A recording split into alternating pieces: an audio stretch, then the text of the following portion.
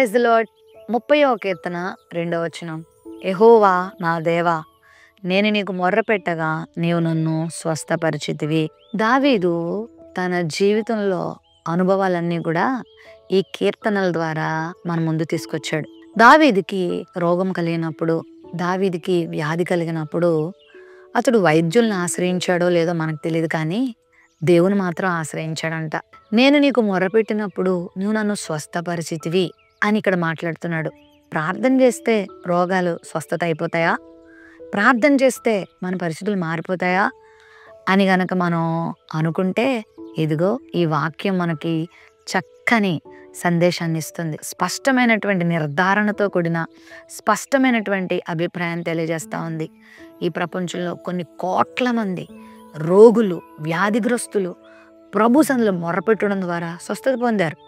వైద్యులు కూడా తమ వైద్య సహకారం ద్వారా, వారు ఇచ్చేటువంటి ఔషధాల ద్వారా, వాళ్ళు చేసే ట్రీట్మెంట్ల ద్వారా కూడా ఎంతోమందికి మేలు చేస్తున్నారు.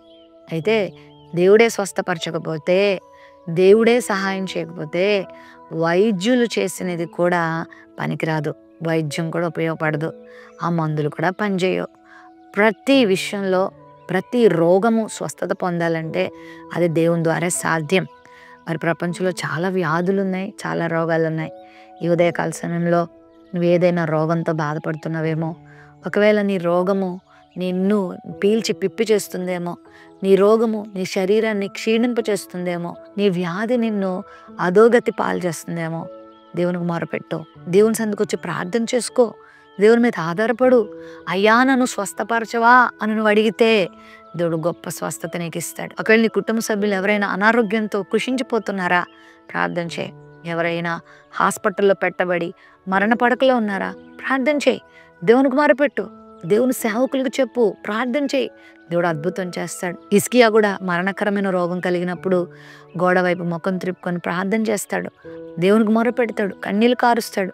అద్భుతమైన స్వస్థత దేవుడు ఇస్తాడు.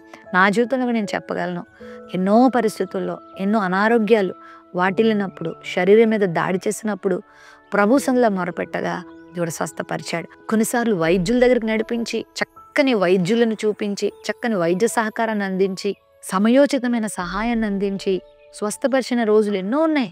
ఎన్నో వ్యాధుల నుండి సునాయాసంగా బయటపడిన సందర్భాలు చాలా ఉన్నాయి. ఈరోజు నీ వ్యాధి ఎంత ఘోరమైనదైనా, అది ఒకవేళ క్రానిక్ డిసీజ్ అయినా దేవునికి అసాధ్యమైంది ఏదీ లేదు. ఎన్నో సాక్ష్యాలు. యేసుక్రీస్తు ప్రభువారు స్వస్థపరిచిన ఎంతోమంది వ్యక్తులు మన ముందున్నారు. నిన్ను కూడా దేవుడు స్వస్థపరుస్తాడు. రక్తస్రావ రోగంతో బాధపడుతున్న స్త్రీ ప్రభు దగ్గరకు వచ్చినప్పుడు ఆయన వస్త్రాన్ని ముట్టంగానే స్వస్థత పొందింది. నీ విశ్వాసం నిన్ను స్వస్థపరిచింది అన్నాడు ప్రభు. నా గొప్పతనంతో నేను స్వస్థపరిచానని ప్రభు ఎప్పుడూ చెప్పలేదు, కానీ నా ఎడల మీకున్న విశ్వాసం నన్ను స్వస్థపరుస్తుందని ప్రభువే చెప్పారు. కాబట్టి ప్రభు దగ్గరికి వచ్చి నా ప్రభుని ప్రార్థన చేసినప్పుడు నా ప్రభు స్వస్థపరుస్తారు అని విశ్వాసంతో నువ్వు వస్తే గొప్ప స్వస్థత ఇస్తాడు. క్రొవ్విన దూడ వలె గంతులు వేసేలా నేను చేస్తాడు. నీ రోగం ఎట్టిపోద్దో, నీ వ్యాధి ఎట్టిపోద్దో, నీ బలహీనత ఎట్టిపోద్దో నువ్వు ఆశ్చర్యపడేలాగా మంచి ఆరోగ్యం దేవుడు నీకు ఇస్తాడు.